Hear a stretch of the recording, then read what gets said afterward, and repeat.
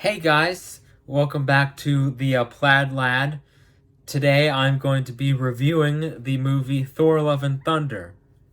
You see, whenever I go to see a Marvel movie, I like to go in it blind and kind of block out the reason part of my brain and kind of just look at the spectacle.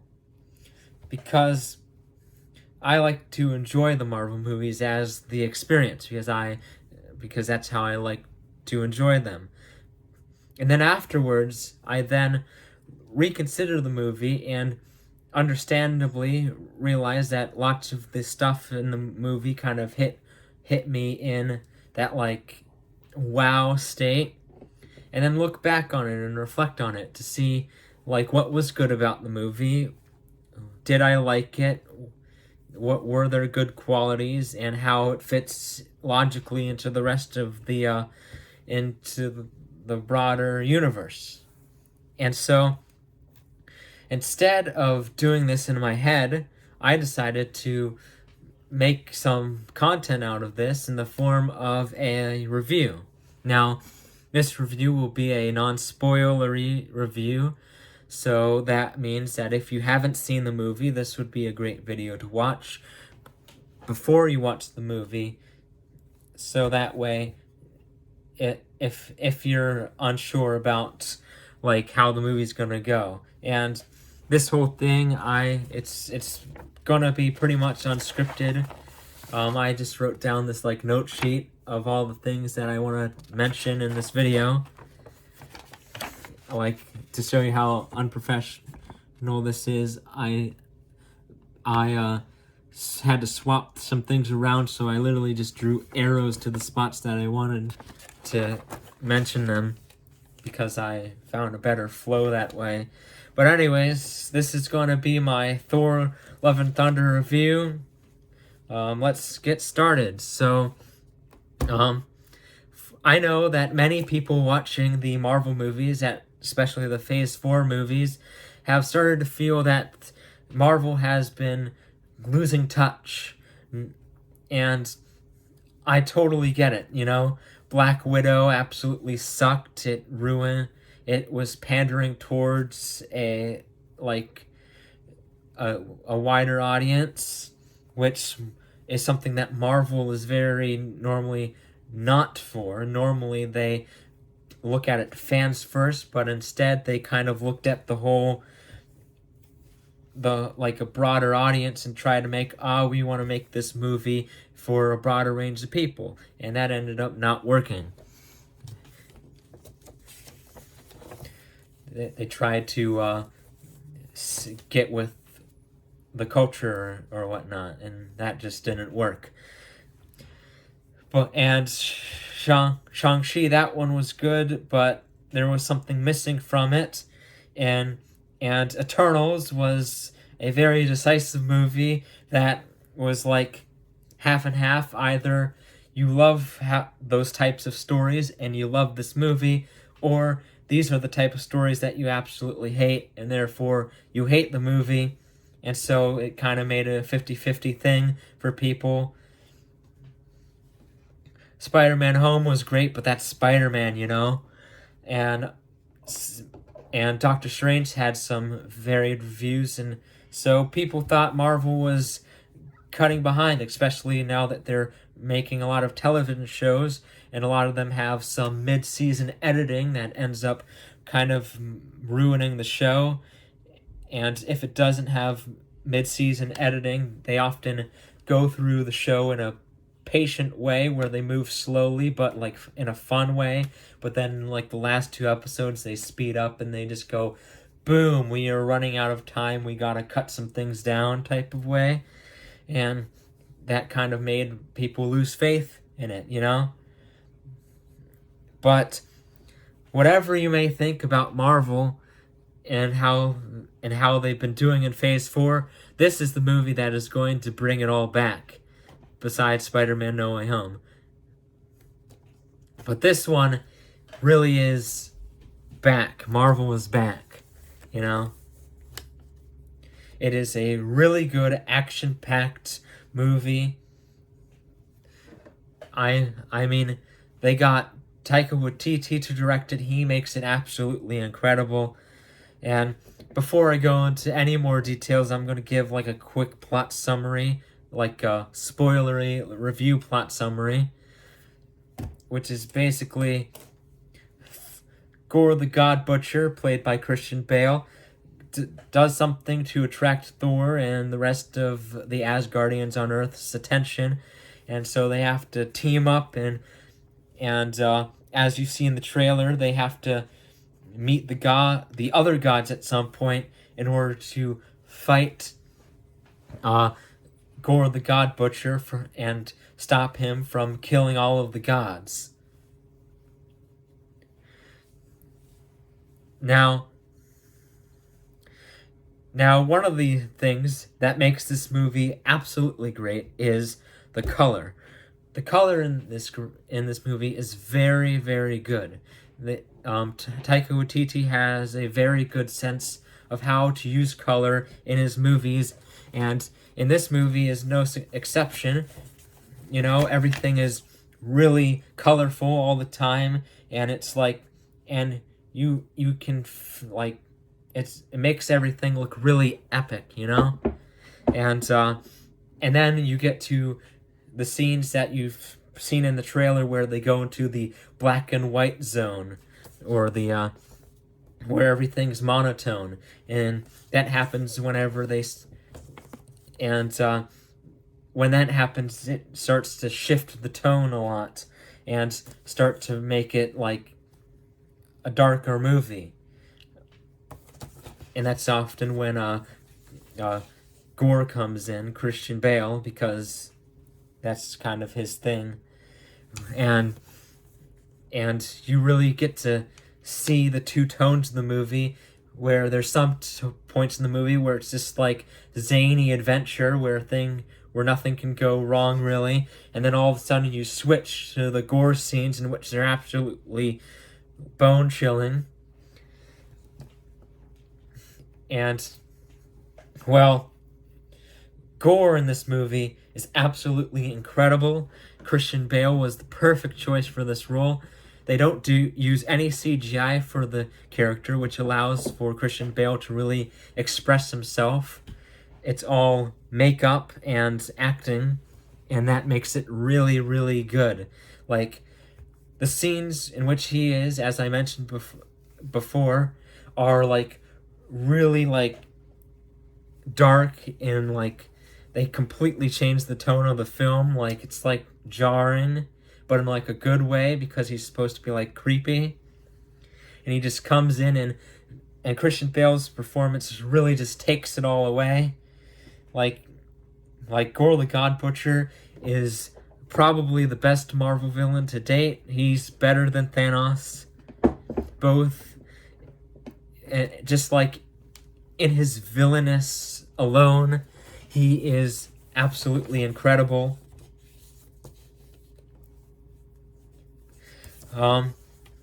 Now, I know some people, when they were seeing this movie and they saw that the Guardians of the Galaxy were in it, and they saw the trailer, they thought that, oh man, the Guardians of the Galaxy are having a bigger role in the movie than I originally thought they would.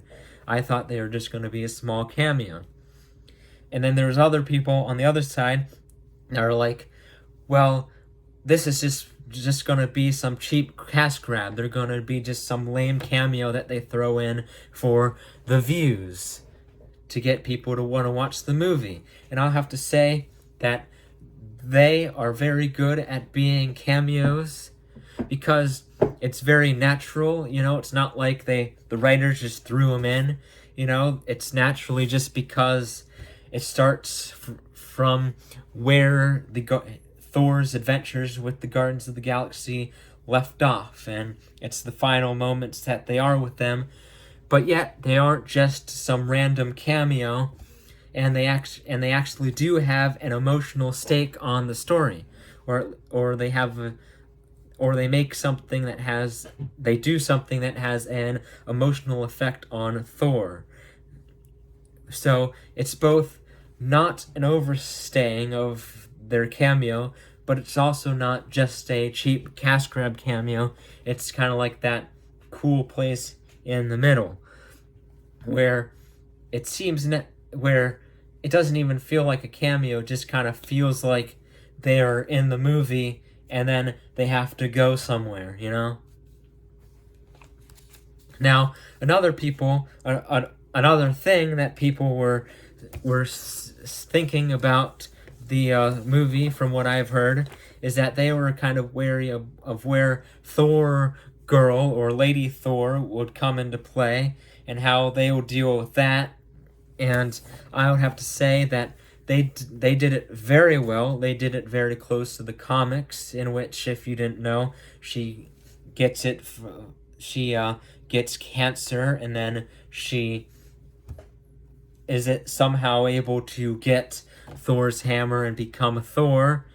And they follow that same reasoning and that same comic book storyline where every time she uses the Thor's power, it undoes her cancer, but whenever she lets go of Thor's power, it all of a sudden stops, and then it restarts her battle against the cancer. So, like, let's say she's fighting cancer and she's doing really well. She uses the hammer and then stops. She now has to start all the way back at the beginning in a weaker state.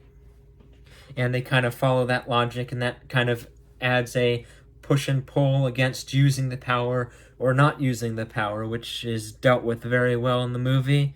And it is kind of the soul behind the movie, and it's kind of what drives the plot along. And it really is not just we need to get Lady Thor in there, we want to sell the merchandise. It really is just like a really good character arc that kind of finishes off what was missing from what they left off in Ragnarok, where it just kind of was like, she's gone, and how in Endgame Thor was just kind of moping about, crying about it. And that's not a way to end a story arc. That's not how you do a story, you know? That's why this movie needed to happen, because it was very clear that Thor was empty and damaged at the end of Endgame. Despite his jolt back at the final battle, he was still kind of empty and broken, because everything is still gone. All the people that got dust in the snap, none of them were the people that you know, except for Jane Foster. So it kind of, that's why this movie needed to happen. Another thing about this movie is anyone who liked the tone of Ragnarok would definitely like this movie. It's a very good, it's like that type of Thor, except where Ragnarok was fun, this movie is deep, and it gets into the more serious topics that the Ragnarok movie kind of was avoiding.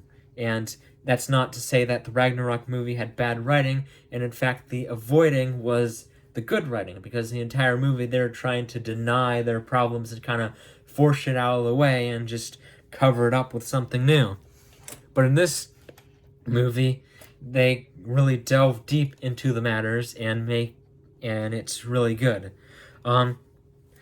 This section is a little bit more for the nerds, but some people were wondering how all the gods and celestials and all of that works in the movies, and people were confused. How are there gods like Thor's and, as seen in the trailer, Zeus and all of those Greek gods? And if you see in the things in the trailers, there are a bunch of other gods in the image that they released. The god Bast from Black Panther is seen in there. How do all of those gods exist, and like the Egyptian gods and Moon Knight and all those exist, but yet the Celestials are also considered gods, and there are beings like the Watcher and and the Living Tribunal and all those guys, how do they live in the same world? Well, this movie, while it doesn't answer it explicitly, if it did, it would seem unnatural because of considering that Thor lives in this world, he would already know that there are celestials and all those, and he would know where they fit. So it would have been unnatural for them to actually explicitly say it, but through a visual way, they give a really good description of where they all fit in, and it's not like a boom that's what it means in one big scene. It's more like little pieces here and there, and as you explore the world that they explore in this movie, you get to kind of piece together how it all works. You get to understand that the gods that exist are not the same as, such as like Zeus and them. They are not the same type of gods as the Celestials. The Celestials are more like actual gods, whereas the Zeus and Thor type gods are really just powerful beings with superpowers, and some of them have special access to certain afterlife, at certain realms that you can go to, like Bast. If you worship the Bast, you go to the ancestral plane for Wakanda. If you worship the Egyptian gods, you get your heart balanced on the scales, and you go into that afterlife. If you worship or are a part of Norse mythology, you go to Valhalla if you do it in the correct way.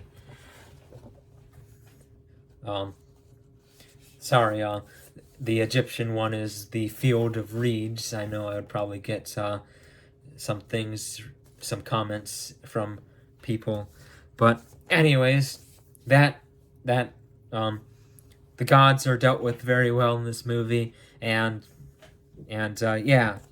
The last thing I need to say is that this movie is really great in how it in like a cinematography similar to The Color. Every scene in this movie looks absolutely amazing. You could put it on like the cover of a rock album and it would fit perfectly. That sort of thing. Like there's especially they were definitely going for the rock aesthetic. Like all of the music in the movie is rock music that goes in the background, and it's an amazing soundtrack. Like both the soundtrack of the movie and the music score are both heavy 70s 80s rock type stuff, and it's absolutely great. It's a really fun aesthetic, and so yeah, the Thor movie is absolutely great. It's a definite recommend. And that is my review. So this is something new for me to do, reviewing things, and so I'm open to more ideas of how this format should be done. If you guys like the kind of script list, just having a couple notes on a piece of paper to help me go along, so that way I can have a honest and raw discussion on what I actually think of the movie, instead of creating this big presentation, because honestly I sometimes find that annoying, where you're watching a movie review and all of a sudden this guy comes in the side and he's like, Thor Love and Thunder, it was a good movie and here's why.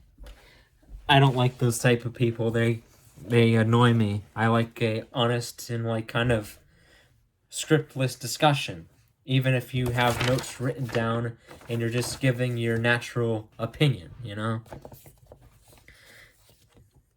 And other things that I'm looking into is, would you rather have this non-spoiler type of review, or would you rather have a in-depth into the plot, talking about every detail of this movie type of review, or should I do both, like have a short section in the beginning of the video where I do the non-spoil review for people that just want to see it in the theaters, and then after that section of the video I can be like, spoilers for the rest of the video. I'll be talking in depth about all the things that makes this movie great. I'll probably be doing another review of Ms. Marvel since the finale comes out this week. I'll be wrapping up the whole season. I definitely have a lot of stuff ready for that, both good and bad. And so yeah, I'm hoping to do these type of movie reviews in the future because I love movies and I want to share my opinions on these on this platform. And I think it'd be a great way to get my thoughts out because normally it's just going on in my head and I don't really get to talk about it much. And talking to your parents, they get quite annoyed when you talk about it over and over again in an unorganized way, which often leads you to talking about the same things over and over again. So I'm hoping that this could be a good outlet for me. So yeah, thank you for watching this review, and this is the Black Plaid Lad, as you can see, and thank you for watching the Plaid Lads. See ya, and go watch Thor Love and Thunder. Amazing movie. Hey guys, I am planning on making a Q&A video in a couple of weeks, but I need questions. If you have any burning questions, then make sure to put them in the bottom of this video. And feel free to put any future questions in the bottom of any future videos, regardless of if they come before the Q&A video that I'm making in a couple of weeks. For I would like to make Q&A videos more regularly.